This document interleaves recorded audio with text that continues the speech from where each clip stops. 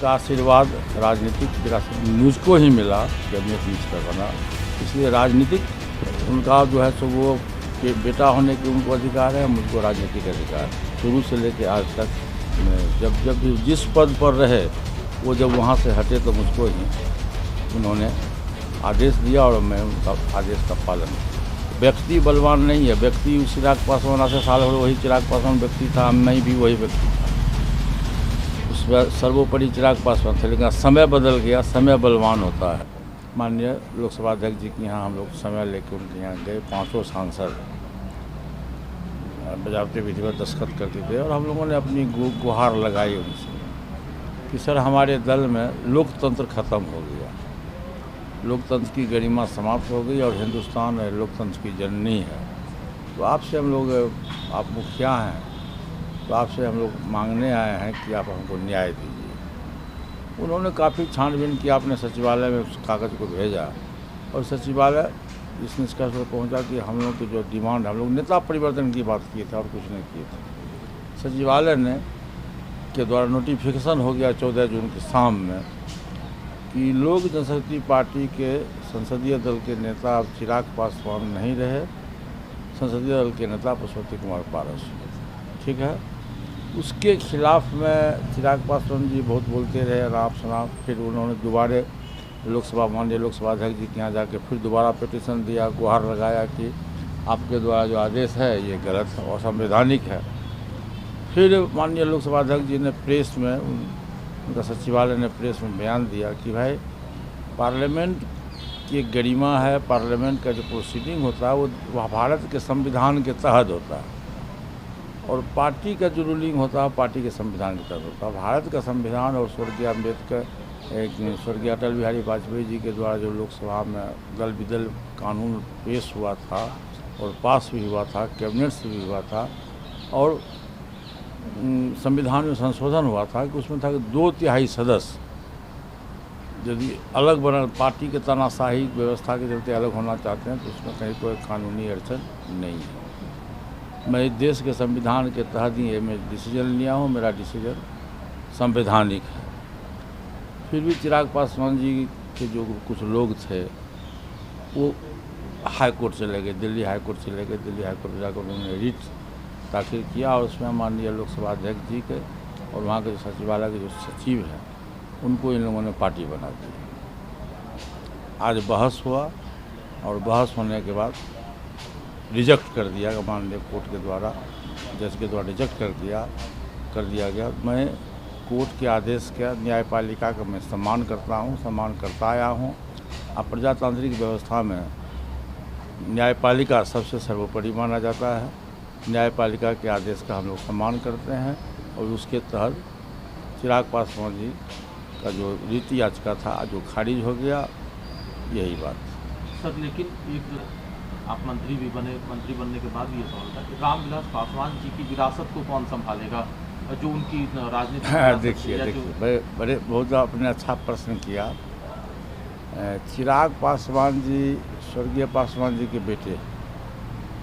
Hindu law और Indian constitution में जो प्रावधान है उसके मुताबिक पिता के संपत्ति पर पुत्र का अधिकार होता है। ठीक है, तो स्वर्गीय पासवान जी जो हमारे बड़े भाई थे उनका बेटा पुत्र चिराग पासवान जी है, तो उनका जो संपत्ति है उस पर चिराग पासवान जी का अधिकार है, उसमें कहीं दो राय नहीं है। लेकिन प्रजातांत्रिक व्यवस्था में बहुमत का राज होता है। प्रजातंत्र में बहुमत की गरिमा है, बहुमत का सम्मान लोग करता है और राजनीतिक रूप से जब पासवान जी 69 में अलौली से एमएलए हुए थे, 69 में से 52 वर्ष पहले, जहां हम लोग का पैतृक गांव है, घर है, और जब 77 में वो हाजीपुर से चुनाव लड़के लोकसभा के सदस्य हुए, गिनीज बुक में नाम लिखा है, तो उन्होंने मुझको ही आके कहा कि पारस इस विरासत को तुम ही संभालो, दूसरा कोई जीतेगा नहीं। तो मैं उस समय में मैं नॉन पॉलिटिकल आदमी था, उतना पॉलिटिक्स का उतना हमको आइडिया नहीं था, उम्र भी कम था, तो मैं अलौली विधानसभा से चुनाव लड़ा और भगवान की कृपा कहिए, पासवान जी के दुआ आशीर्वाद कहिए कि मैं 77 में बिहार विधानसभा का सदस्य निर्वाचित हुआ। अब उस समय से मैं लगातार, बीच में एक बार 80 से 85 में नहीं रहा, नहीं तो 85 से लेकर लगातार 2010 तक मैं 7 बार बिहार विधानसभा का सदस्य रहा। फिर माननीय मुख्यमंत्री जी जो विकास पुरुष हैं नीतीश कुमार जी, उन्होंने मेरी काबिलियत पर मुझको बुला के, उसमें न तो मैं विधानसभा का सदस्य था न विधान परिषद का था, मुझको बुला करके और पासवान जी से आग्रह किया कि पारस को हमको दे दीजिए, पारस जी को, मैं इनको मंत्री बनाऊंगा। पासवान जी की सहमति हुई और उनको बिना किसी सदन के सदस्य रहते हुए भी उन्होंने मुझको बिहार सरकार का मंत्री बनाया और पशुपालन विभाग की जिम्मेदारी दी। दूसरा जब बड़े साहब 77 के बाद 2019 तक मेंबर ऑफ पार्लियामेंट रहे, 6 प्रधानमंत्री के बीच में उनको काम करने का मौका मिला। और जब वो राज्यसभा में चले गए, हेल्थ ग्राउंड पर राज्यसभा में उनका निर्वाचन हो गया, फिर उन्होंने मुझको बुला के कहा कि पारस, हाजीपुर का सब काम तुम ही देखते हो, तुम्हारे बिना दूसरा कोई यहाँ से चुनाव जीत नहीं सकता। तो मैंने कहा कि भाभी जी चुनाव लड़ जाएंगे। मैंने भाभी जी से रिक्वेस्ट किया, हाथ जोड़ के कहा कि भाभी जी आप चुनाव लड़ जाइए, हम कभी दिल्ली की राजनीति नहीं की, हम दिल्ली जाना नहीं चाहते हैं। भाभी जी बोली कि नहीं सो मैं चुनाव नहीं लड़ूंगी, तो आप ही लड़िए। तो बड़े साहब के आदेश का पालन मुझको करना पड़ा। और जब मैं नामांकन किया, तो नामांकन के बाद जो पब्लिक मीटिंग हुई, उसमें सुशील मोदी जी थे, जनता दल यू के बड़े बड़े नेता थे, अपने बड़े भैया पासवान जी थे। तो मैंने कहा कि मैं चुनाव, उसमें चिराग पासवान भी थे, मैंने कहा कि मैं चुनाव लड़ना नहीं चाहता था, मैं सब दिन स्टेट की राजनीति किया हूँ और मेरा ये प्रमोशन नहीं हो रहा, मेरा ये डिमोशन हो रहा। लेकिन पार्टी का आदेश है और बड़े भैया का आदेश है और पार्टी का निर्देश है, मैं चुनाव लड़ रहा हूँ। तो वहाँ भी राजनीतिक विरासत मुझको ही मिला। फिर भैया भारत सरकार के कैबिनेट मिनिस्टर रहे, 6 प्रधानमंत्री के साथ में रहे। ये मेरा दुर्भाग्य कहिए, हमारे परिवार का दुर्भाग्य कहिए कि वो हम लोग को छोड़ के बीच में चले गए। आज हम लोग अकेले हो गए। लेकिन जहाँ कहीं भी होंगे वो, उनका आशीर्वाद, राजनीतिक विरासत मुझको ही मिला। और 5 तारीख को जब उनका जन्मदिन की हम लोग मना रहे थे पटना में, तो आपको जान के खुशी होगी। तो जिस समय हम लोग मैंने पूजा कर रहे थे, उनका माल्यार्पण कर रहे थे, उसी समय यहाँ से होम मिनिस्टर का टेलीफोन गया कि पारस जी अब दिल्ली आ जाइए, मंत्रिमंडल का विस्तार। मतलब देखिए, कहीं जहाँ भी थे उनकी आत्मा हमारे लिए, वहाँ भी स्वर्ग में भी जहाँ भी होंगे, तो उनका आशीर्वाद मुझको मिला। और फिर मैं भारत सरकार का कैबिनेट मिनिस्टर बना। इसलिए राजनीतिक तो उनका जो है सो वो बेटा होने के उनको अधिकार है, मुझको राजनीतिक अधिकार है। और शुरू से लेकर आज तक मैं जब भी जिस पद पर रहे, वो जब वहाँ से हटे तो मुझको ही उन्होंने आदेश दिया और मैं उनका आदेश का पालन किया। सर, आपको राजनीतिक विरासत आपने संभाला है, लेकिन एक सवाल, चिराग जी के लिए धीरे धीरे पहला ये स्टेप एक जो है उनका विकल्प एक पहला समाप्त हो गया।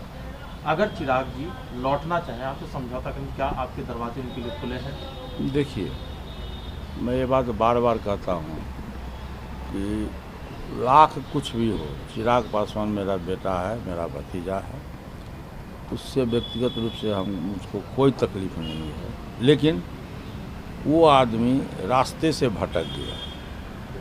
अब पूरे देश के लोगों को मालूम है कि एक बनारस का लड़का आया, पैरासूट से उतर के 12 जनपद में राज करने लगा और उसने पार्टी और परिवार को बर्बाद कर दिया। मैं आज से 6 महीना पूर्व भाभी जी हमसे पूछी कि पारस जी आजकल आप नाराज़ क्यों रहते हैं? मैंने कहा कि कोई ऐसी कोई बात नहीं है भाभी जी। नहीं ना, आप नाराज़ रहते हैं। मैंने कहा कि भाभी जी नाराज़ होना स्वाभाविक है कि चिराग पासवान ने मुझको अध्यक्ष पद से क्यों हटाया, प्रदेश अध्यक्ष पद से। हम क्या चोर हैं कि बेईमान हैं कि लुटेरा हैं, क्या है? तो नहीं सो एज ग्राउंड पर आपका उम्र अधिक हो गया था। बोले मेरा उम्र क्या अधिक हो गया था? 68 वर्ष मेरा उम्र है, तो अधिक उम्र तो नहीं है। फिर भी आपने क्यों हटाया? मैं जानता हूँ कि सौरभ पांडे के कहने पर चिराग पासवान जी ने मुझको हटाया, जबकि मेरे नेतृत्व में चुनाव हुआ और हिंदुस्तान में सबसे परसेंटेज ऑफ वोट लोक जनशक्ति पार्टी को मिला। तो नहीं तो आप एज ग्राउंड पर हम ठीक है भाभी जी, आपकी बात में मान लिया। अब हमको ये बताइए कि मणिशंकर पांडे को चिराग पासवान ने अध्यक्ष क्यों बना? वहाँ 4 हमारा संगठन का 4 प्रभारी था, प्रदेश अध्यक्ष था। 4 में 3 अति पिछड़ी जाति के थे, 1 दलित समाज का था, और उसको हटा के मणिशंकर पांडे को प्रदेश अध्यक्ष बनाया गया, इसलिए कि सौरभ पांडे के फादर हैं और हमसे 8 वर्ष के बड़े हैं, लाठी लेके चलते हैं। तो पंडित जी के लिए, जजमान के लिए बैगन मातर है, पंडित के लिए मातर नहीं है। हमको आप एज ग्राउंड पर हटाए तो उसको क्यों बनाए? तो भाभी जी आप सौरभ पांडे पर रोक लगाइए, जो पार्टी और परिवार को बर्बाद कर देगा। तो कैसे मैं लगाऊंगी? वो तो सब काम वही करता है, चिराग लेकिन सब काम करता है। तो हम लोग आज से आपके दरवाजे पर नहीं आएंगे। उस दिन से मैं आज तक नहीं गया। तो आपने जो प्रश्न किया उस प्रश्न का जवाब अभी मैं नहीं दिया हूँ। उसका एक संशोधन मेरे हिसाब से है कि यदि चिराग पासवान मंथन करे कि कहाँ उससे गलती हुई है। एक ज़माना था कि सर्वमान्य नेता चिराग पासवान थे परिवार में। आज क्या कारण हो गया कि सब लोग उसके विरोध में चला गया?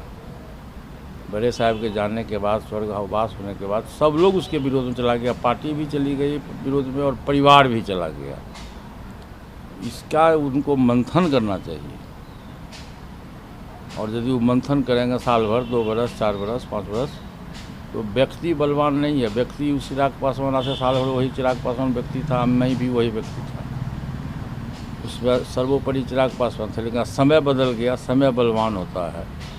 यदि अपने को प्रायश्चित करेंगे, समय आएगा, समय बलवान होता है तो उसमें देखा जाएगा, लेकिन अभी नहीं, 2, 4, 5 वर्ष के बाद।